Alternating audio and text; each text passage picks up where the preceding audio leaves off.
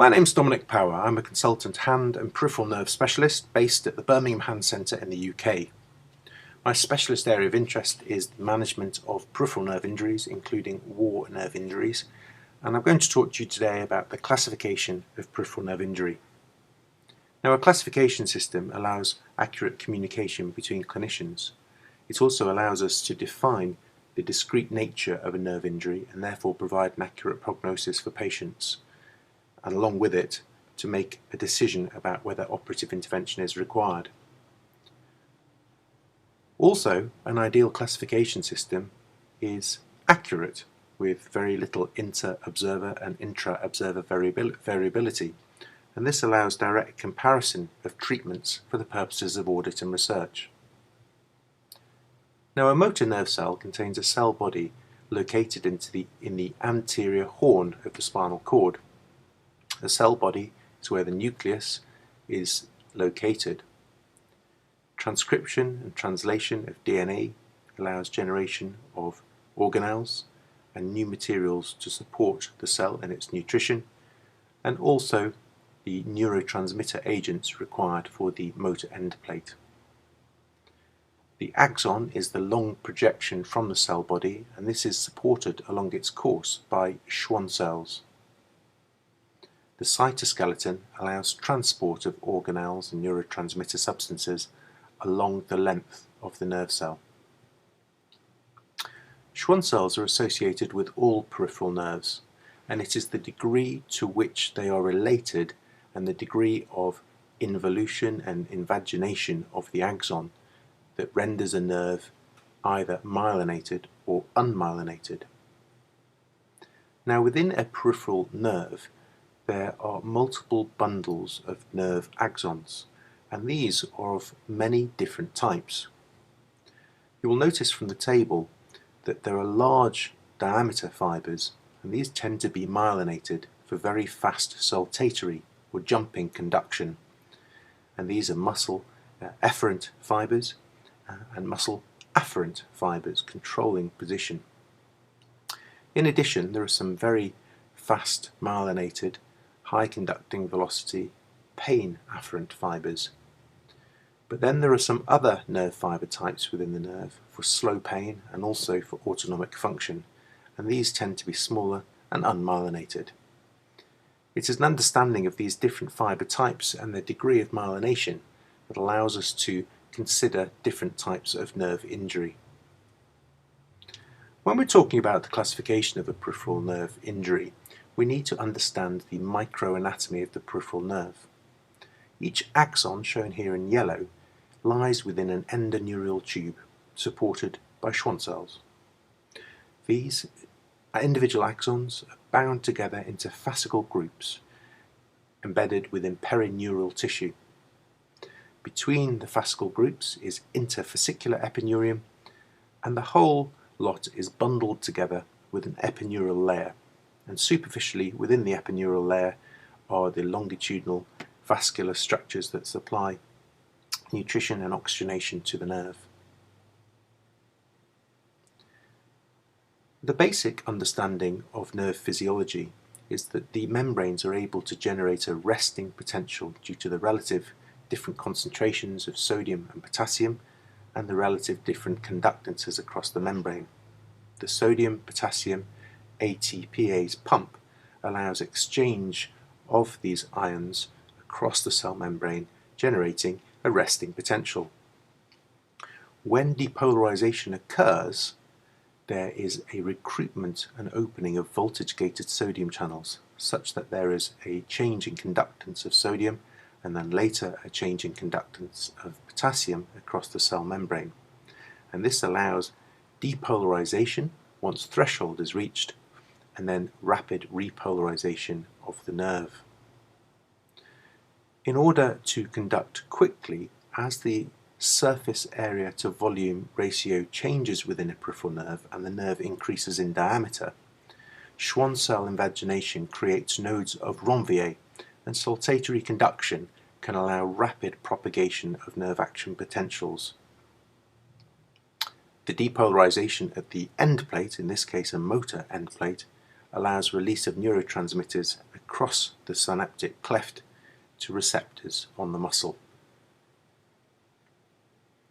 Now, the first type of nerve injury that we can understand is a loss of the electrochemical gradient and conduction within a peripheral nerve. It's also possible to have segments of a nerve that become demyelinated, and this will affect predominantly myelinated nerve types, the larger fast pain and also the large motor axons. With traction injuries, it's possible to disrupt the axons within the nerve. Once the axon is detached from the cell body, the distal axon undergoes Wallerian degeneration, creating a degenerative axonopathy. And it's possible for this axon to sprout and regrow slowly along the endoneurial tube as long as the whole nerve is not transected. If the nerve is transected, it will need to be realigned so the sprouting, regenerating axon can find the right end target organ. Crush injuries, or fracture fragments that are displaced, or hematoma, can press upon peripheral nerves, and this renders the axon ischemic. Progressive pressure can result in apoptosis, or a programmed cell death. This loss of nerve ability to regenerate is important when we consider late presenting nerve lesions. Nerves recover better when operated on or repaired early, or when any adverse environment is dealt with promptly, such as expanding hematoma affecting a nerve with compression. Now, the early classification of nerve injury that was popularised by Seddon was based on observation of those injured soldiers from the First World War. The first term, or neurapraxia, was described as a loss of function within a nerve, and an axonal injury with loss of the axon, a degenerative nerve lesion, was termed axontomesis. Neurotomesis is the term used for when the nerve is actually transected and requires surgical repair. To talk about neurapraxia, apraxia means the loss or impairment of the ability to execute complex coordinated movements without muscular or sensory impairment. This does imply that there's no structural damage to the nerve. However, this is not an appropriate term to use in our modern understanding of peripheral nerve injury. Axontomesis implies a cut axon, so a loss of axonal continuity with subsequent Wallerian degeneration, what is often termed axonopathy or degenerative axonopathy, and recovery can only occur through axonal regrowth. It is possible in minor injuries to have spontaneous recovery without surgery, but more severe types of axonal injury may require surgical intervention, which I will talk about later. This, therefore, is not an absolute classification that describes all types of axonal injury. Neurotomesis is a cut nerve, and there's loss of the continuity of the axon and all of the supporting connective tissue. Wallerian degeneration occurs, and recovery is not possible without a surgical repair. This definition still stands today. Sunderland in 1951 tried to explain why some patients suffering axonal injuries did better than others, and he came up with a theoretical description of the injury level within the nerve. He talked about axonal disruption in isolation, axonal disruption with endoneurial disruption, and axonal disruption with perineural disruption. And he implied that with progressive, more internal damage within the nerve, a good, successful outcome was less likely. So the classification that we have popularised for Sunderland implies neuropraxia, axonal disruption, endoneurial disruption, perineural disruption, and nerve transection. The perineural disruption do very poorly, and these patients almost behave like a nerve transection. But this still begs the question about the definition of neuropraxia. Can one term be used to describe all types of non-structural nerve injury? Well, neuropraxia is group of patients exhibiting different types of nerve injury. Some patients can recover within minutes or hours from injury, some within days, and some within months. But uniquely, the recovery in neuropraxia is spontaneous and complete. Can we explain these different pathologies in terms of what is actually happening in the type of nerve injury that we see? Nowadays, we use the term conduction block. Conduction block implies that there is no major structural damage to the nerve, but for some reason the nerve is not able to conduct electrical impulses. We talk about conduction blocks type A, in which there's intraneural circulatory arrest, so there's an ischemic event causing ionic block without structural damage, and this is reversible within minutes to hours. I would liken this to the pins and needles or paresthesia experienced by a patient with prolonged application for a tourniquet beyond 5 or 10 minutes, and this resolves very quickly. Physiological conduction block type B is related to intraneural edema. There is increased intraneural pressure. There's very little fibre pathology, although the edema may be seen with slight loss of fascicular definition on high-resolution ultrasound. Recovery here is within days to weeks because there are no intraneural lymphatics to clear this edema. This type of injury is seen with compression or traction on a peripheral nerve. Prolonged conduction block is when there is a local segmental myelin damage to the nerve. This tends to affect the larger nerve fibres that are myelinated more than other fibres within the nerve, and so motor and proprioceptive dysfunction can be seen, together with fast pain response. There's minimal autonomic dysfunction and no C fibre involvement. There is no degenerative axonopathy, and full and spontaneous recovery can occur within weeks to months, so long as the myelin is able to repair itself, which takes between 10 and 12 weeks. This will only occur if the injuring agent is removed.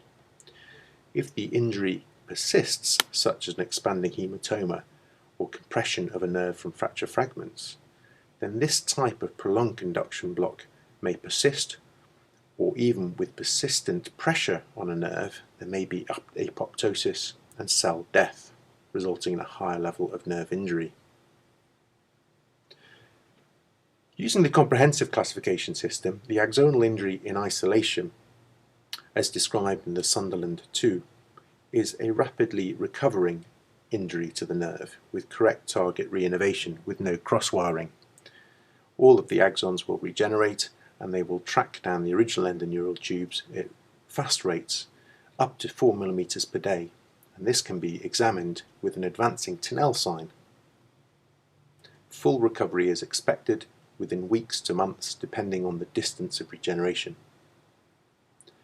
When the endoneural tubes within the nerve are damaged in addition to the axons, there is more disruption of the nerve and some intrafascicular scar formation. Axons trying to regrow may be misdirected with sensory and motor mixing. Axonal regrowth tends to be slower through the scarred bed at 1 to 2 mm per day, and recovery is often incomplete. Duration of recovery is again dependent on how far the injury is from the end organs. Once there is perineural damage within the nerve, there is much more extensive scarring. There is distal degeneration. The scar results in gross axonal misdirection, and normally a neuroma in continuity is the consequence. If any axons manage to get through the scar, their rate of progression is very slow, usually less than 1 mm per day. Because of the degree of scarring, the prognosis is poor and there is much cell loss due to apoptosis, and generally there is no significant motor or sensory recovery, and surgery is often involved in these cases in order to optimize outcome. Neurontomesis is the transection of a nerve where Wallerian degeneration occurs, and of course surgery is imperative if any recovery is to be attained. But the outcome of this type of injury is dependent on both local and systemic factors. So the comprehensive classification system that I use for peripheral nerve injury is a physiological conduction block type A, which is intraneural circulatory arrest and ischemia, type B, edema, prolonged conduction block with demyelination, then progressive axonal loss with disruption of axons in isolation, then endoneurium, then perineurium, and then the neurontomesis. If we liken the peripheral nerves as a railway line that's electrified, the physiological conduction block type A is like blowing a fuse. Once the fuse is replaced, within a few minutes, the electricity can be restored and conduction will occur. When there's a demo, in this case flooding on the line, it takes a little longer, often up to 2 weeks, for the tissues to dry out to allow restoration of normal conduction. If the myelinated layer, which in this case is the embankment, is damaged, this will need to be cleared and replaced in order for conduction to occur. There is no underlying structural damage to the endoneurium or the axon, and this I would liken as a prolonged conduction block. If there's disruption of the track in this case, this is akin to disruption of the axon in isolation in the Sunderland grade 2 injury. Once the supporting tissue is also damaged, in this case the sleepers and subtract support, this is almost the same as having damage to the endoneurial tube. It's possible to get restoration of the electrical signal, but it does require some reconstruction and regrowth of the axon and some of the supporting tissue. Once there is more extensive damage, in this case with perineural disruption, there is more damage to the nerve and more chance of miswiring during recovery. And neurontomesis results in transection of a nerve with gross disruption requiring surgical repair. I hope you find that this has helped in your understanding of peripheral nerve injuries. Many thanks for listening.